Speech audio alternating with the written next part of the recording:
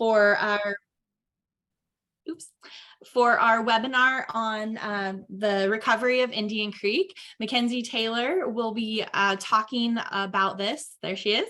And she's with the Lower Elwha Klallam Tribe, but I'll let her introduce herself in just a moment. So this webinar is a part of our Orca Recovery series. Usually it's Orca Recovery Week that we do. However, this year it's turned into Orca Recovery Month. We had 3 plantings that we had planned for this week, but with the hot, dry weather, we decided we could not put those little seedlings in the ground without having them perish. So we have moved them to later in the month. So the rest of this week, we have a walk on the Elwha tomorrow that still has openings. It's at 1 o'clock. And we have a webinar in the evening at 7 o'clock on the return of the lamprey to the Elwha watershed. So both of those, if anybody wants to sign up, they're still open. And then on Thursday, October 13th at 2 o'clock, McKenzie is going to be leading a walk along Little River to look at the log jams and some of the restoration work that has been done there. And then we pushed our planting events, like I mentioned, out, and they're going to be the first week of November. So November 2nd, we have a volunteer planting event out on the Quileute River. On November 5th, we have a volunteer planting event on the Elwha River down at the former Lake Aldwell boat launch is where we'll meet for that. And then on November 9th, we have a planting out at Edis Hook. So we have a lot of exciting events still to come. And feel free to sign up for any of those on our website at Clallam Conservation District. It's clallamcd.org is our website. Okay, so just a couple of housekeeping things. As we go along, if you can keep your microphones muted, that would be fantastic. And you can put your questions in the chat box on the side, and we'll go ahead and answer questions as they go along. If they pertain to the slides that Mackenzie's talking about, I'll let her know we have a question, or we may wait till the end to answer some of those questions. And then at the very end of our presentation, we'll open it up for question and answers. And so anything you guys want to talk about, we can talk about at the end of the slides. With that, I will just go ahead and turn it over to McKenzie. Hello. I'm glad you all came here and honored to have an audience. I'm going to talk to you about Indian Creek. Excuse my pronunciation, but the Elwha word for Indian Creek is Titiel. That's the this. I hope everyone can see my cursor. That's pronounced Titiel. We're going to talk about fish and trash. As soon as my flippers work, there we go. We got flippers. Okay. I like to talk about Indian Creek because it's an important Elwha village site. It's also real neat because it kind of starts at Falls Creek, which is what flows into Lake Sutherland. And then Lake Sutherland flows into Indian Creek, and that connects to the Elwha.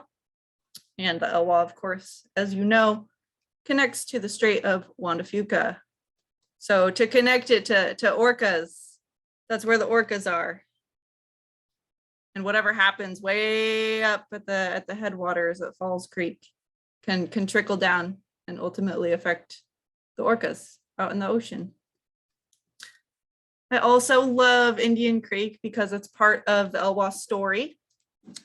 If you look at the larger map here on the right-hand side, you can see 2 black bars. There's the Elwha Dam and the Glines Canyon Dam. Indian Creek is right between where those 2 dams used to be. So the anadromous fish were cut off from the ocean because of the Elwha Dam. When it came out, anadromy was restored. Does anybody want to, some people know what anadromy means, some people don't. Is there anyone in the audience who wants to flex their knowledge? I'll give you 5 seconds. Not even Kevin, the new Clallam Conservation District guy? I love it. Put Kevin I didn't want to cheat. So, I didn't want to cheat. I wanted to give the audience a chance. Oh, that's nice. Nobody raised their hands. All right, Nope, I think you're it's up. the life history where the fish go out into the ocean and they come back to the river. The things salmon do. But as you'll find out if you didn't already know, salmon don't always do that. I also love Indian Creek because it's unique, productive, and diverse. It's different than any of the other Elwha tributaries. You can see that here in this beautiful colored map that I got from Amy Fullerton from NOAA. So the first map is the Elwha watershed from the month of May. The temperature is indicated by color. The warmer the color, the warmer the temperature. Cooler the color, the cooler the temperature. The circle is circling Indian Creek. You can see in May that Indian Creek is green and Lake Sutherland is yellow, which is significantly warmer than the rest of the watershed. And then into August, they've got some orangey yellow colors going on there, while the rest of the watershed is blue and green. So they're warm. That means that they're productive. There's a bunch of food. There's a bunch of life, diversity, which unfortunately paves the way for invasive species. And Indian Creek has tons of invasive species. I had the dishonor of finding the first yellow perch and the first American bullfrog in Indian Creek. They have potential to really damage native species populations. However, all of that warmth and all of that uniqueness, oh, those are still invasive species. Guess we'll talk about them for a second. That frog is the American bullfrog. They're harmful specifically to a native species of turtle that I'm not sure if we have around here or not. That beautiful fish down there is the brook trout. Probably aesthetically my favorite trout, but unfortunately it is invasive. However, in Indian Creek, they're not making a huge impact yet. The one I really want to talk about, though, is over here on the left, this plant. Again, beautiful. That's jewelweed. That one is displacing a lot of native vegetation habitat and creating monocultures on Indian Creek. McKenzie, how tall does that get? Can you Ooh. explain a little bit about what people should look for in that one? Yeah, it's an herbaceous plant. I believe it's an annual. It gets, probably a taller one could get about chest height. I don't know if it gets taller than that. We will do an event pertaining to that I'll talk about earlier or later. Oh, fantastic. Thank you. Yeah. So in a system that houses invasive species, you can also have a very diverse selection of native species. And we do. We have endangered species and threatened species like the steelhead and the chinook and the bull trout. We also have all 5 of the salmon. Well, the lake has species Onurka, which is a landlocked version of the sockeye. I've heard rumor of the anadromous sockeye visiting Indian Creek, but not in any significant quantities yet. Indian Creek also is home to cutthroat trout, steelhead, and bull trout. I don't know about Dolly Varden, but with the steelhead and the cutthroat, we have both anadromous life histories being expressed, and they're residualizing in the lake as well. Which brings me to the coho, which oddly enough, are also residualizing in the lake and expressing anadromous life histories. Here's some graphs for you. I know people love graphs. I love graphs. The red here on the left is Indian Creek. You can see how from 2013 to 2021, the steelhead smolt production has impressively increased. Now down here, there's the coho smolt production, still in red for Indian Creek. It's been erratic, but I can't really tell yet. It looks like it might be an average, steady, slight increase. Hopefully. A little more promising is over on the right is the lamprey that were extremely low to begin with in 2013 and are steadily increasing as well. The Chinook on Indian Creek has been a bit of an erratic story as well. Again, there's a general upward curve. For those of you who can't see, it is kind of small. We're focusing on the blue line and the blue bars. That's Indian Creek. I know it's a little confusing. Our last slides, Indian Creek was red. Now Indian Creek is blue. But this is the last graph with color. Promise. So these blue bars are indicating smolts per female. It's pretty high back in the day, which I am surprised by. And it has decreased since then. However, the sub-yearling outmigrants, which basically just means babies going out to the ocean. The babies going out to the ocean, I'd say, are on a general increase. Now, if we zoom out and we look big picture at the Elwha River itself, the Chinook, that species that the orcas love so much, is also on a pretty gradual incline. Back in the 80s, of course, it was just huge. There were tons of fish in the 80s, as you can see. Then there weren't. And now we're occasionally getting pretty close to what was going on in the 80s.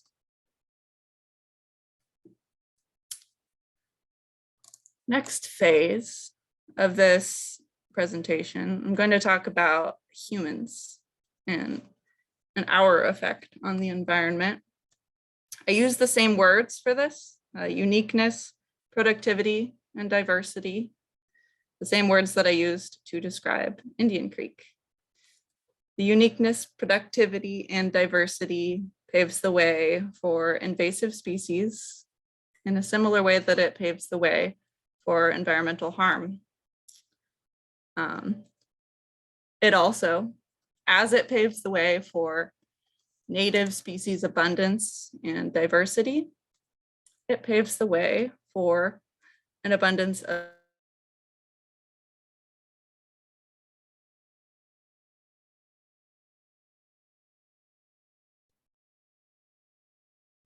Oh, are you still there, McKenzie?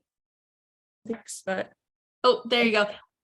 I think we missed a little bit. Kevin, did we miss a little bit? It seized up. Yes, it did. It Yeah. did. I'm sorry. Can you go back about 20 seconds? What's the last thing you heard me say? Uh-oh. Trick question. I would start from the beginning of I would just start from the beginning of the slide again. Oh man, I did so well the first time. All right, I'll do it. I used the words uniqueness, productivity, and diversity here in a similar way that I used them earlier to describe the Indian Creek habitat. The uniqueness, productivity, and diversity paves the way for invasive species on Indian Creek in a similar way that it paves the way for drawbacks in the human community, negative impacts on the environment by humans. And I'm not going to bore you by going through the whole list of terrible things that we do. But what I am going to do is mention that all of this uniqueness and productivity and diversity in the human community also paves the way for us humans to use our resources to do something about all of the harm that has been done already. Did you hear that? Okay, awesome. Perfect. What a relief. I'll go back to that for a second. I want to talk about some of the things that we do, some of the things we can do. There's a lot of things going on all over the state right now. Culvert replacement is one of them. We're managing the removal of bad culverts that block the fish from passing through the rivers. And then something that we do to mitigate the historical channelization and the removal of wood in streams is we put the wood back in the streams, and we call it restoration log jams. It provides habitat for the salmon.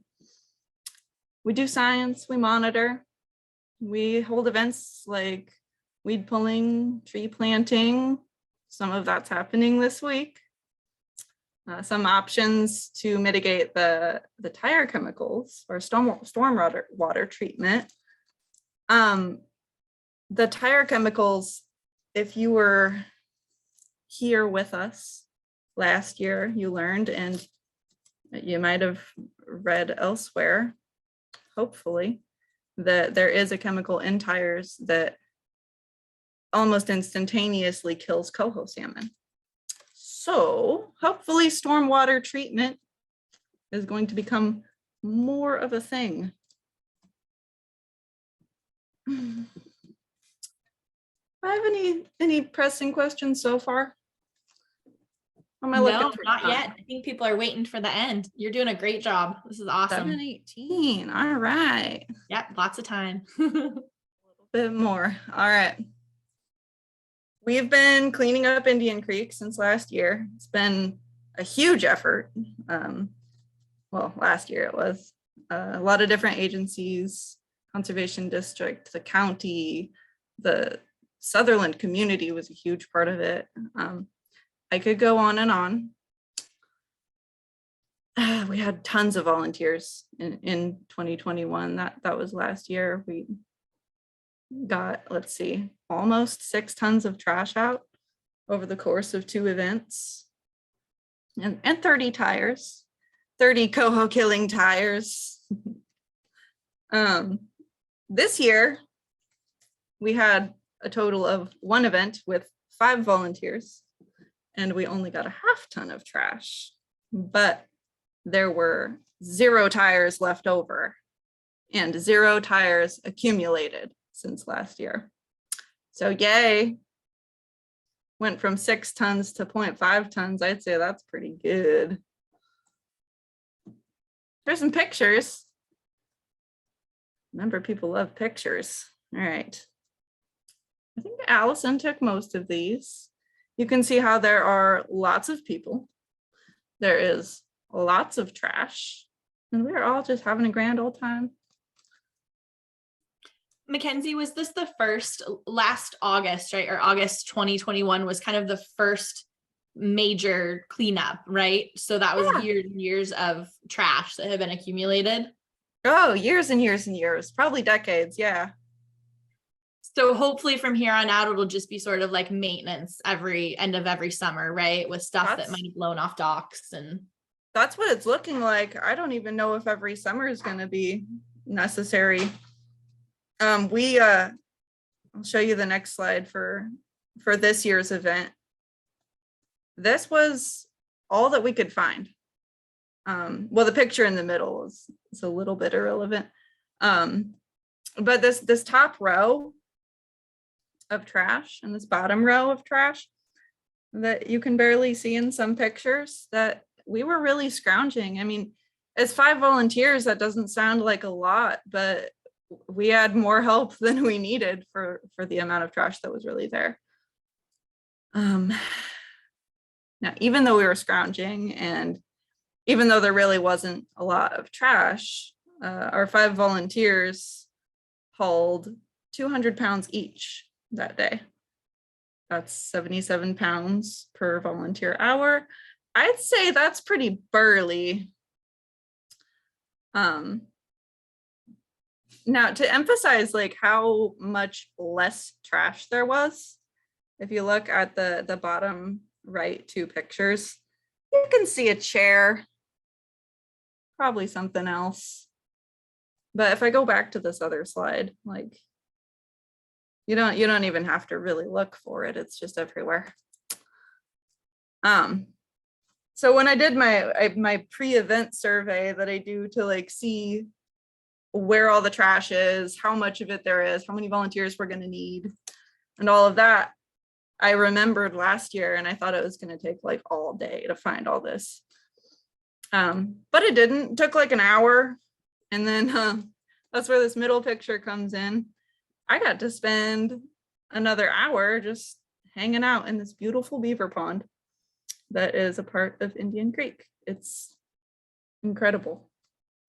Me and Bob went there after the event. Just had a lovely time. I recommend it. Okay. What else? We're almost to the end, you guys. Almost there. But I get to tell you about what we're doing. The culvert is being replaced. Hopefully, you know that if you've driven over Indian Creek. There's this huge construction project going on. It's amazing, probably super expensive, totally worth it. They're putting in like a wildlife passage. It's cool. We also did our first restoration project ourselves that we've done on Indian Creek this year. It is a stage 0, which is where we kind of like take the floodplain and we put it back where it was. We're kind of just reverting to what it naturally wanted to be.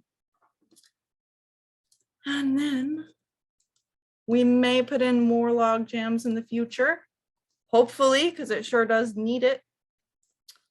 And in the meantime, the people that Megan finds for me can help us out with the rest of Orca month. We can gear up to pull some of that invasive jewelweed next year. I'm thinking that the lake bed probably needs to be cleaned up, but I might need some divers for that. So if there are any divers in the audience who want to come out for a lake bed cleanup, please let me know, because I'm not diving. I just want to organize it, and I want to see all the divers dive the trash out of the lake. That'd be pretty cool, but that's a later thing. 5 years, maybe 2 years, we'll see.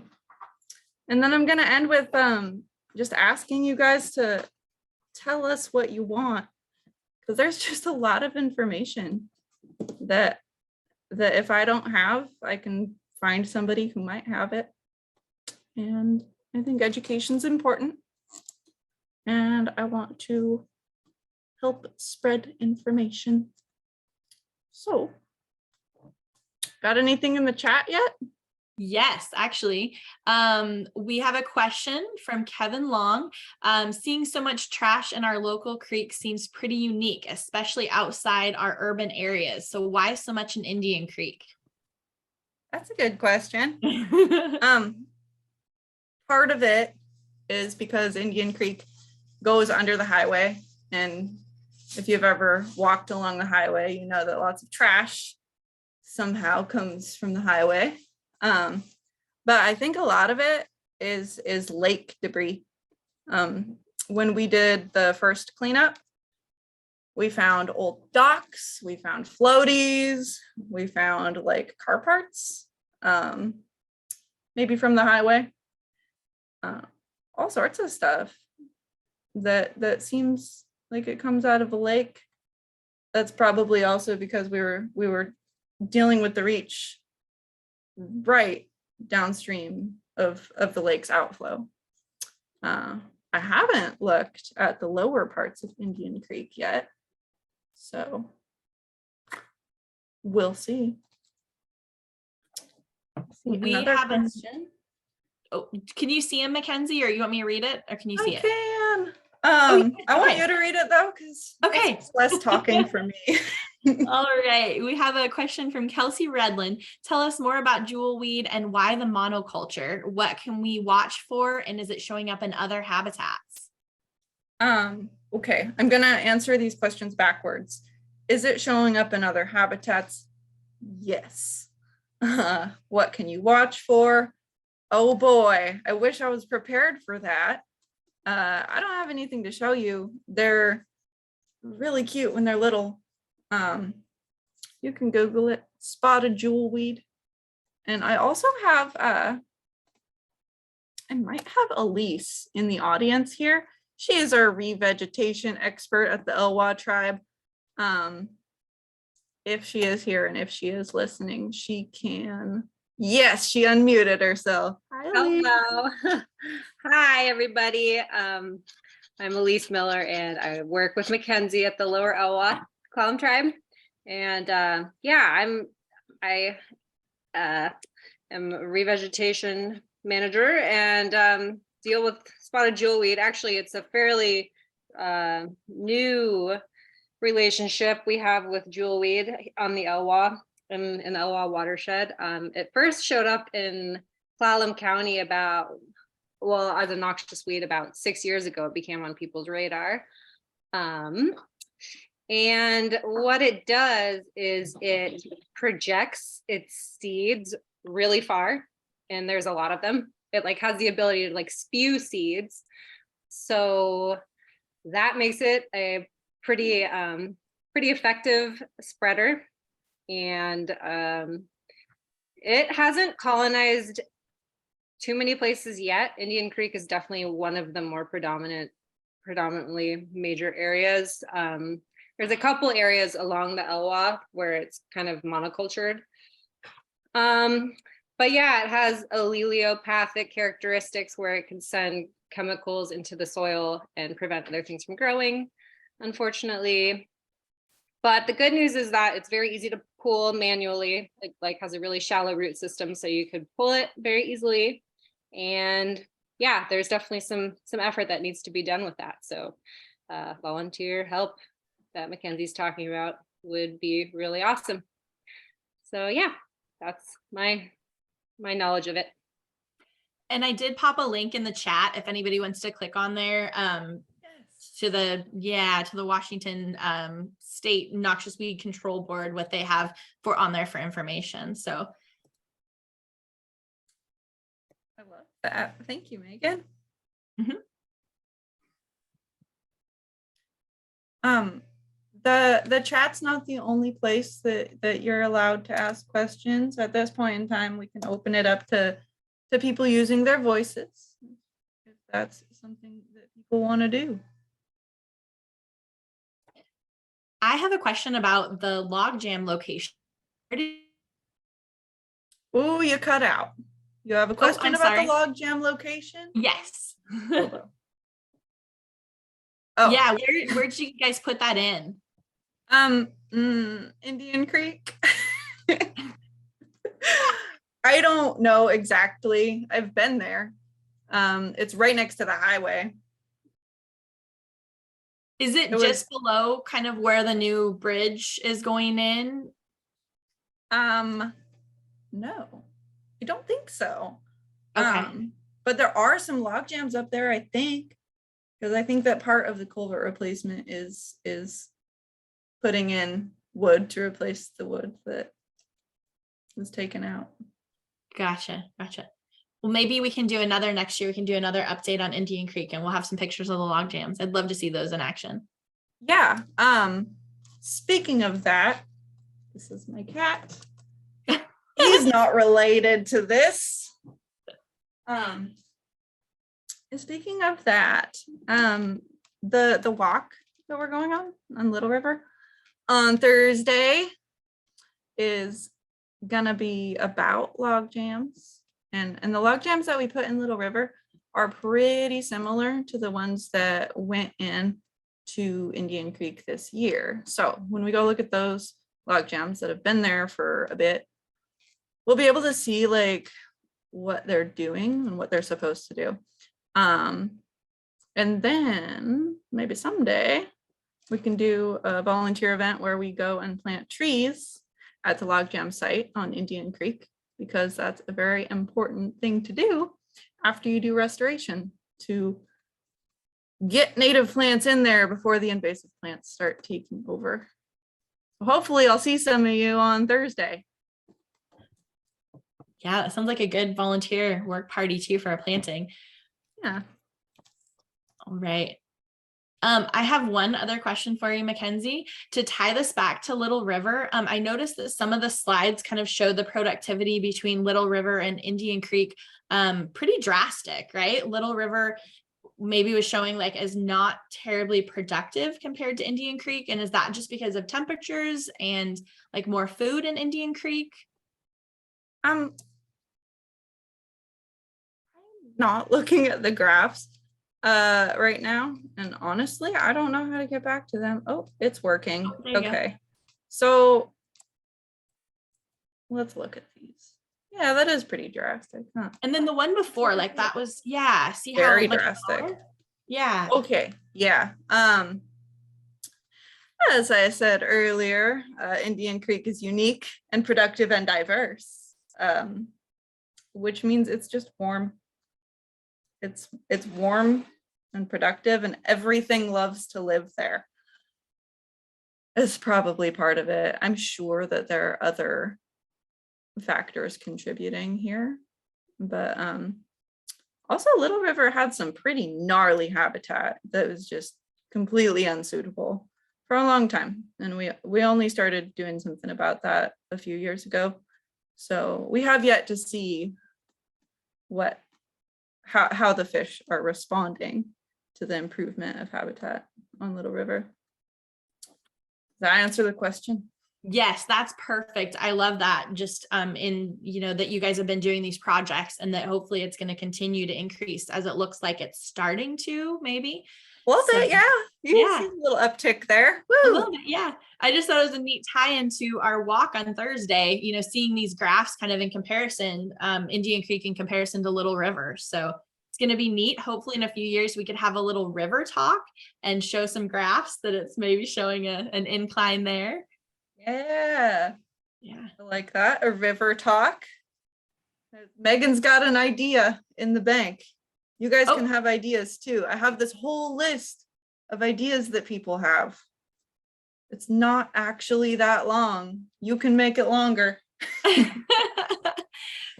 So if anybody has any more suggestions for webinars or walking workshops or things like that, feel free to put them in the chat or speak up and let us know. McKenzie has just been amazing to work with. Her and Elise both. We've been partnering, the Conservation District has been partnering with the Lower Elwha Klallam Tribe now, I think since around, was it 2019 where we really started to kick off planting events and things like that, I think, with you guys. That's an Elise question. Okay, yeah. So yeah, we right, Elise, I think it was 2019. Yep. That's 2019 first Orca Recovery. So yeah, we've been working on these Orca Recovery events, and then they sort of just spurred into more volunteer events. And yeah, the Lower Elwha Tribe has just been great about coming up with some ideas for volunteer events and things, and they're always game for some more educational talks and things like this. So if anybody has anything, and if you think of anything afterwards, feel free to email them to me or Mackenzie or Elise, and we'll see if we can make them happen. So, all right. Well, as long as there's no other questions, I think we're going to bring this to a close. Thank you so much, Mackenzie. That was amazing. And Elise, thank you for talking about jewel weed.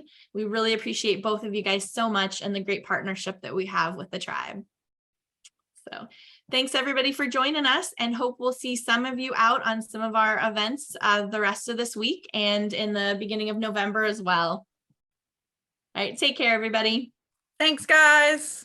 Bye.